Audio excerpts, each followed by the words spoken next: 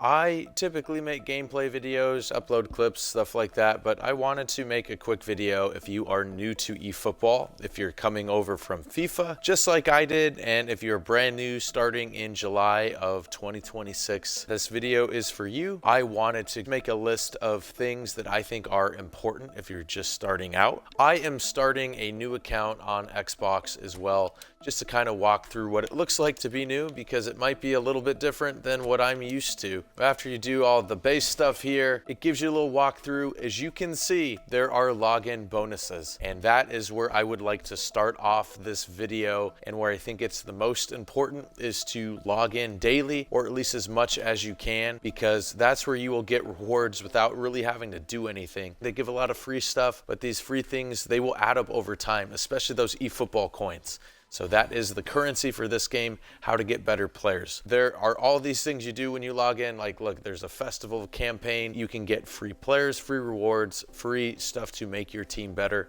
So first and foremost, I would say to log in as much as you can. With these campaigns going on, they give you free stuff as well. So we got a free Messi and a free Yamal. So we can take a look at those as well. And this Yamal especially is actually pretty good. We'll go ahead, we'll claim all the rewards just from logging in here. This Messi is also pretty decent, but I would say Yamal is definitely better. But Messi, always a good player to have on your team. So along with logging in, there's also a daily game. So once a day you get to log in, you get to kick a penalty. This resets every day at 10 Eastern, depending on your time zone, 10 p.m. Eastern that is. So go ahead and take the penalty. You make that, you move up the ranks here. Automatically the first lap, once you complete that, you're gonna get a pretty decent player. Get Shevchenko to start. These rewards will change over time, so it's not always Shevchenko. We're kind of at the tail end of this season, so I would say this is going to update before too long. As you can see, you can get some of these daily game box players. They're free players that will automatically make your team a lot better. Luis Diaz is great. I would say Kanji is probably the best player in this box, so it's definitely worth logging in. You don't even have to play a game. It takes a minute or two to log in. You can get your daily login bonus as well as take the penalty. First and foremost, I think that is the best way to start out the game. Okay, the next thing I would do if you are new to this game and you're coming over from FIFA, there is a way to make the controls work for you. So naturally, the preset X is going to be to shoot. Now I come from FIFA myself, so I play alternate. All that does is change shooting to B instead of crossing. And so it switches B and X, and it doesn't really make too much of a difference. If you want to play with the eFootball controls, that's fine. But I've been playing these same FIFA controls and I think it works just fine. So when you are looking at your controls too, there is an advanced setting called Smart Assist. Now, if you are just starting out, Smart Assist is a good way to learn how to play, but you have to keep in mind, if you want to actually get better at the game, make sure you turn Smart Assist off, just so you can learn how the game actually works. So when you just start out, it's taking you through all these little intro things. It wants us to sign a player. They give us a free Messi.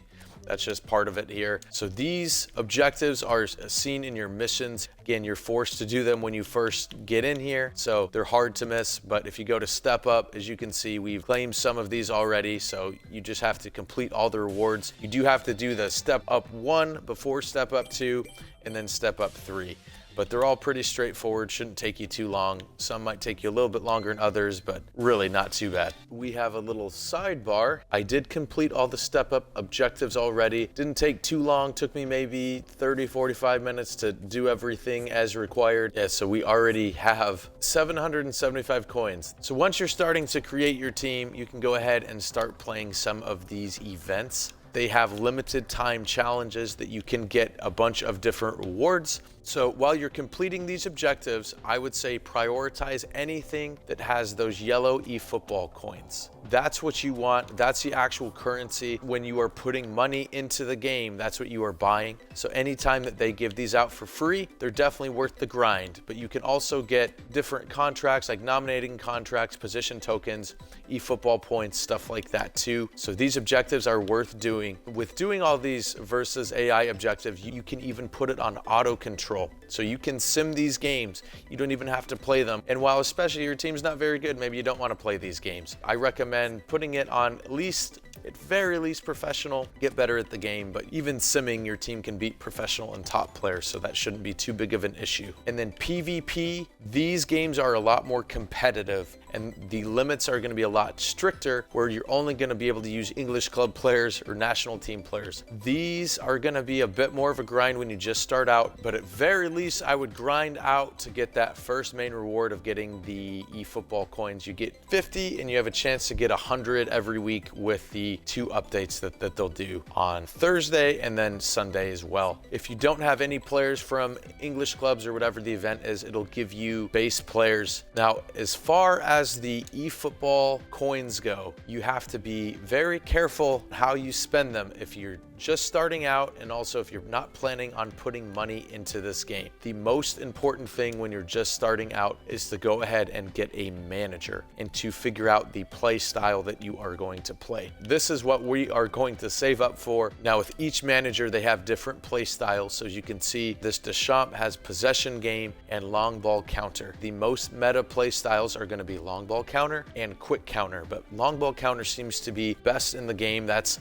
what I typically play. These managers are going to make your team a lot better, and they're going to make the game a lot more fun once you have some managers and also some free players too. You can look at these managers you get from GP. Long ball counter, I would say, is worth it if you're just starting out. Quick counter is also pretty decent too, but your players are going to be playing a higher line and get tired a lot quicker. But again, you can play around with these GP managers, see what works best for you. And so with saving up your coins, they also have some players that are guaranteed. These other players, these special players, are not guaranteed. There's 150 players in these boxes, and you have to pay essentially $1 for each spin. So each box, if you had to clear it every single time, would cost you about $150 putting into this game. All that being said, these players are not guaranteed. However, in these packs, every once in a while, you can get guaranteed players. So for 750 coins, I could get David Alaba,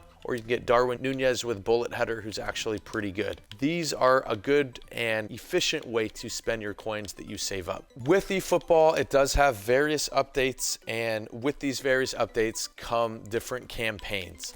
With this campaign they have going on, they are doing a Showtime campaign where they're giving away these chance deals to get one of these players. So in total, you get 28 chances at these Showtime National Star players. If you don't get any in 22, you will get a guaranteed spin to get one of them. Again, you don't get to pick, so that's unfortunate, but it's nice to get, again, some free players when you're just starting out. Pay attention to these missions. It's always a good time to log back in when there's good events going on, especially free-to-play players. Now, they also have a friend match campaign, which I've never seen them do this before. They're trying to get players to play together. If you play with 5 different users at the same time or over time through friendly matches, you can get this Steven Gerrard, who is decent. He's not a game-breaking player, but when you're just starting out, he will be one of the best players available to you. Now, another event they have going on here is this invitation code, and it's linked to that Steven Gerrard event. So if you are on eFootball already before this campaign, you got these invitation codes, and if somebody new to the game enters this code, then you're able to both get eFootball coins, which I think is pretty cool. We'll go ahead and enter our code right now from our other account. We're able to enter a code from our Steam account, so now we'll be able to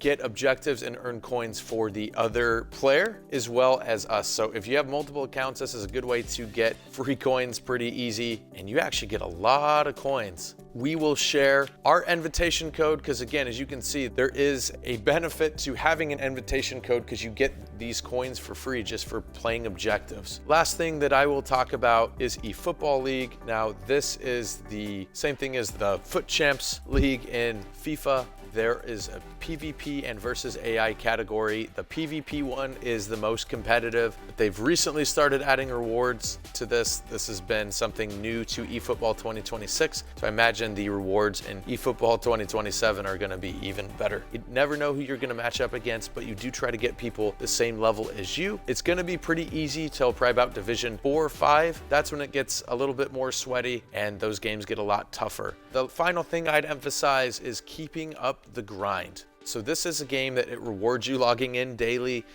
taking your daily penalties, Also seeing what's new in the game. This event going on for the World Cup, it's not going to last forever. There's going to be an event after this, and it'll be the tail end of eFootball 2026 before they roll into 2027. So they'll probably have a big update and another big event right before they switch. Hopefully that means free players and something worth grinding for. But yeah, I like this game a lot. I came over from FIFA, and honestly, I think this is the better of the games. That's everything I have here. Thank you for listening to me ramble on, and I hope this video can be helpful. If this is, yeah, please tune in for more videos, leave a like, and yeah, happy to make more videos like this. But thank you for watching, and have a good one.